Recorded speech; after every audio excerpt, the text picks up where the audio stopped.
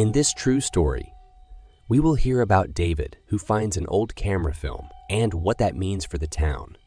But first, do you have a horror story you want us to use? Comment down below. Now, let's begin the story. In a remote town where stories of mysterious events intertwine with daily life, David faced an unexpected discovery when exploring his newly acquired house. A dusty box in the attic caught his attention, and upon opening it, a forgotten treasure from the past was revealed, a film reel from a bygone era. With curiosity, David projected the film reel and witnessed a time capsule of joyful moments from the past.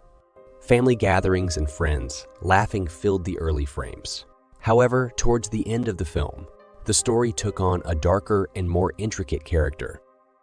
The final seconds of the film documented the town's events before a mysterious fire devastated parts of it over a century ago. The people in the film were unaware of what was to come, and images of buildings engulfed in flames concluded the film. For David, the film reel became an entrance to the town's history. By delving into old archives and talking to elderly residents, he realized that the film captured one of the last documented moments before the disaster struck. But no one could explain the shadows and faces that suddenly appeared on the film reel. The deeper David dug, the more peculiar events began to occur around him. He started experiencing nightmares where labyrinthine corridors and abandoned buildings became the backdrop for shadowy figures. A chill filled with discomfort accompanied him in waking moments, as if the past somehow intertwined with the present. It didn't take long before David became obsessed with unraveling the mystery behind the film reel. His days were filled with intensive research, and nights turned into sleepless pursuits. And the more he sought answers, the more he was haunted by the idea that he must understand what happened. Soon, he noticed that every step he took in the real world seemed to intertwine with the shadowy figures he'd seen on the film reel.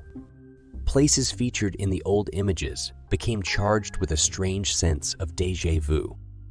One of the rooms in his house, according to the film, the site of a happy family gathering, became a place where David could hear echoes of joyous laughter and hints of an indescribable tragedy. He could sense the presence of people invisible to everyone else. In the quest for answers, David traversed the silent streets of the town, where every step was accompanied by rising tension. He discovered buildings and places that had survived the fire, but they seemed to carry a hidden secret. The house that had witnessed the last family gathering in the film stood there, abandoned and neglected, as a testament to the past. During a nocturnal expedition into the deserted house, where the film had vividly documented joy and liveliness, David began to feel the presence of the shadowy figures he thought were confined to the abandoned footage. The shadows followed him through the corridors, reenacting scenes from the film, as if they wanted him to understand their invisible narrative. And then it happened. While standing in the dark cellar, David heard distinct knocks from the walls, a resonant clang resembling the fury of the fires in the film. Fear gripped him as he realized that the shadowy figures were trying to communicate with him, somehow overcoming the barrier between the past and the present. David remained trapped in a spiral of questions and mysteries, where every answer seemed to lead to more enigmas. The town he thought he knew turned out to be a labyrinth of hidden secrets. He continued to explore the lost corners of the film reel and the silent testimonies of the buildings, all while the shadows of the past pursued him like ghosts from a forgotten era.